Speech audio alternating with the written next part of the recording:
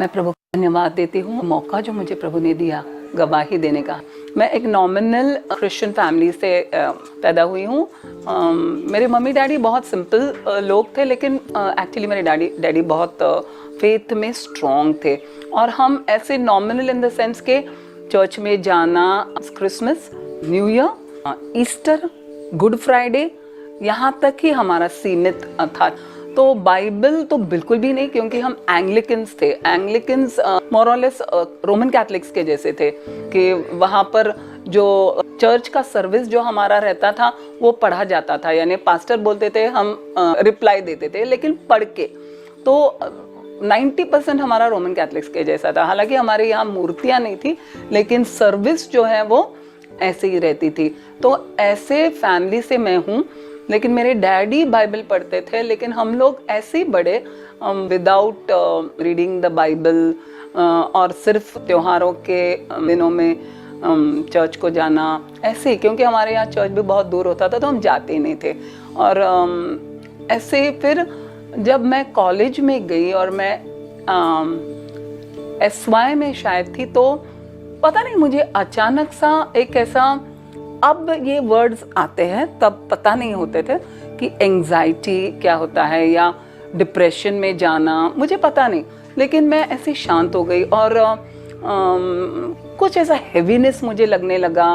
और मम्मी फिर यहाँ मुझे कई ब्रदर के पास लेके जाती थी कि डॉक्टर्स को हम जाके दिखाते थे। लेकिन अब जैसे वर्ड्स इतने कॉमन हो गए, डिप्रेशन, एंजाइटी, पैनिक, तभी पता नहीं था वो ऐसे वर्ड्स। और वो शायद वही फेज था मेरे लाइफ का जहाँ पर प्रभु ने शायद चाहा कि ये फैमिली प्रभु में सही तरीके से आए, यानी बाइबल जो है वो प्रभु का वचन इनके घर में आए, इनके घर में चले। तो फिर तब जब मैं बीमार हुई और मैं इस फेज से जा रही थी, तब हमारे फैमिली ने ऐसे मीन्स अनेक ब्रदर्स को और वचन का जैसे हमारे घर में तब प्रवेश हुआ जब मेरे साथ ऐसे हुआ। हम 5 और भाई बहन हैं, तो हम कुल मिला के 6 हैं। तब मैंने खुद, मुझे पता नहीं था मुझे क्या हो रहा है, एक्चुअली मुझे क्या हो रहा है मुझे पता नहीं था। लेकिन ये तो बात थी कि प्रभु मुझसे बात कर रहे थे। और तब मैंने बाइबल पढ़ना शुरू किया, मेरा कंफर्मेशन हुआ था, दृढ़ीकरण हुआ था। तो फिर ऐसे करके मैं बाइबल पढ़ना मैंने शुरू किया। और जैसे मैंने बाइबल ऐसे ही पढ़ती गई, अचानक ऐसे हुआ कि कुछ तो हैवी मेरे सर से ऐसे हेलमेट किसी ने उतारा, ऐसे हुआ। और तब से मुझे पता चला कि कुछ तो मेरे साथ हुआ है, और फिर मैं प्रभु को ये समझ ली कि ये प्रभु ने मेरे साथ किया है। ऐसे तो बहुत सी, तब से मैंने प्रभु का खोज उसके वचन के द्वारा करना शुरू किया। फिर मेरी शादी हुई और ऐसे परिवार में आई जहाँ वो भी बहुत नॉमिनल थे। उलट ऐसे हुआ कि उनका लाइफ देखकर शायद मैं और नीचे, मीन्स वचन नहीं पढ़ती थी तब, क्योंकि नया माहौल था। फिर मैं बैकस्लाइड हो गई और फिर बच्चे हुए, और फिर बहुत सी ऐसी बातें मेरे लाइफ में हुई कि मैं अकेली हो गई मेरे ससुराल में। मैं किसी के साथ रिलेट नहीं कर सकती थी और एक टेंस सा माहौल रहता था। कभी किसके साथ बात करना भी डर, क्योंकि वहाँ पर का माहौल झगड़ालू था और कुछ छोटी छोटी बातों के लिए वो झगड़ते थे। हालांकि मेरे घर में ऐसे नहीं था, वेरी पीसफुल एटमॉस्फेयर था। तो ऐसे एटमॉस्फेयर में आ गई, बहुत अकेली हो गई। और फिर ऐसे मेरे साल बहुत सारे गए, बच्चे बड़े हो गए। और ऐसा तो बहुत है बताने के लिए कि प्रभु ने कभी मुझे छोड़ा नहीं, हमेशा।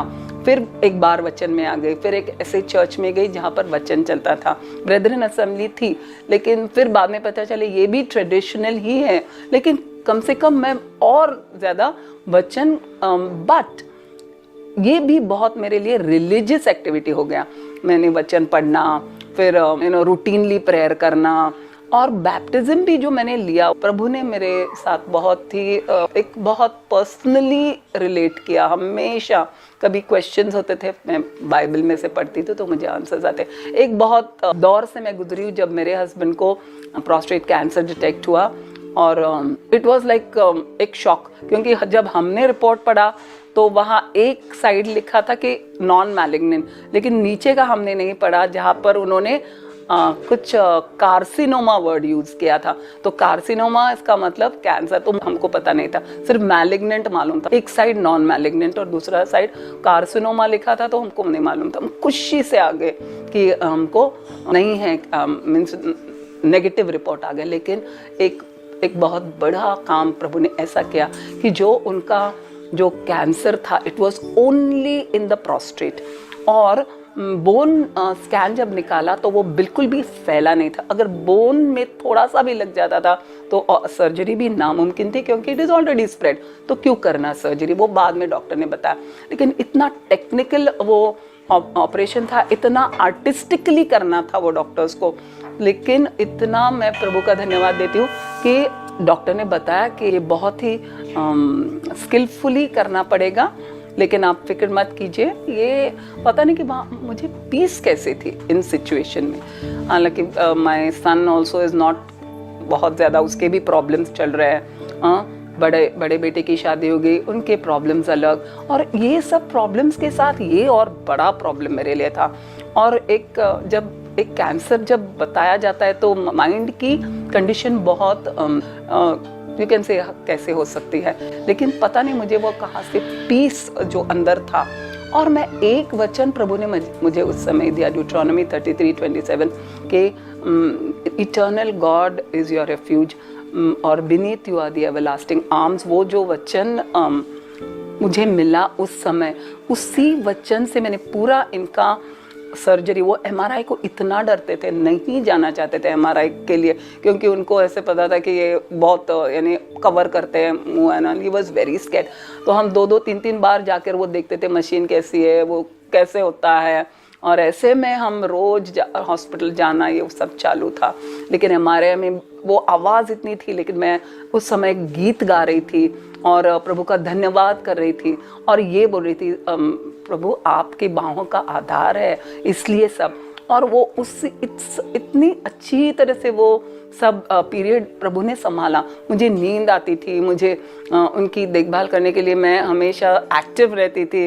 और इतना सीमित वो कैंसर इन द प्रोस्टेट था कि बिल्कुल भी बाहर नहीं था। तो द प्रोस्टेट आराम से उन्होंने निकाला, हमको दिखाया भी, और इतने अच्छे से उनका सब सर्जरी होने के बाद भी he is as active as before.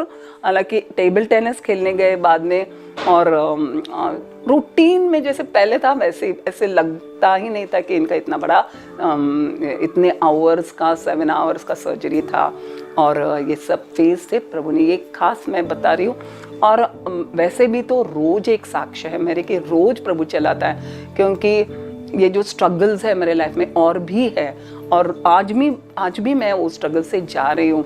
I have problem with my younger son whose, जैसे मैंने एक बार बताया कि बहुत ही स्ट्रेस से, वो डिप्रेशन या स्ट्रेस से जा रहा है, कंफ्यूज्ड है, बुक्स बहुत पढ़ा है, एथिस्ट का बहुत पढ़ा है, lot of mind is confuse. And वो मुझे हमेशा रोज चैलेंज करता है कि व्हेन आप प्रेयर करते तो क्यों सिचुएशन चेंज नहीं होती। आप तो बहुत प्रेयर करते हो, तो ये मेरे लिए बहुत बड़ी चैलेंज है। लेकिन मैंने मुझे ये बताना है कि ये बैटल जो है वो प्रभु का है, और मैं इसी बैटल से गुजर रही हूँ। लेकिन मुझे ये पूरी आशा है कि प्रभु मेरे साथ हर रोज़ मुझे नई एनर्जी देता है, जिसकी वजह से मैं चल रही हूँ। और मुझे अच्छी तरह से मालूम है कि ultimately victory is the Lord's. प्रभु का विजय मैं घोषित करती हूँ, प्रभु को धन्यवाद देती हूँ। और ये गवाही का समय प्रभु जी ने मुझे दिया। ऐसे बहुत बातें हैं अगर शेयर करने के लिए, हमारे पास समय नहीं इसलिए। लेकिन और ऐसे ग्रुप में भी प्रभु ने मुझे ऐसे लाया कि ये लॉकडाउन में जहाँ पर मैं टूट सकती थी लेकिन टूटी नहीं हूँ, क्योंकि मेरे बगल में जो लोग हैं वो बहुत स्ट्रांग है। और इसी स्ट्रेंथ से फिर हम जैसे शेयर करते हैं, प्रेयर करते हैं, तो बहुत ताकत मिलती है।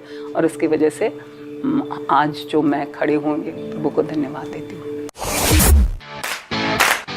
अब डाउनलोड कीजिए विजनरी रेडियो का नया एप्लीकेशन, जिसमें 0 एडवर्टाइजमेंट, सिर्फ और सिर्फ केवल परमेश्वर का वचन और उसकी आराधना के गीत आप सुन सकते हैं 24 घंटे और 7 दिन विजनरी रेडियो पर।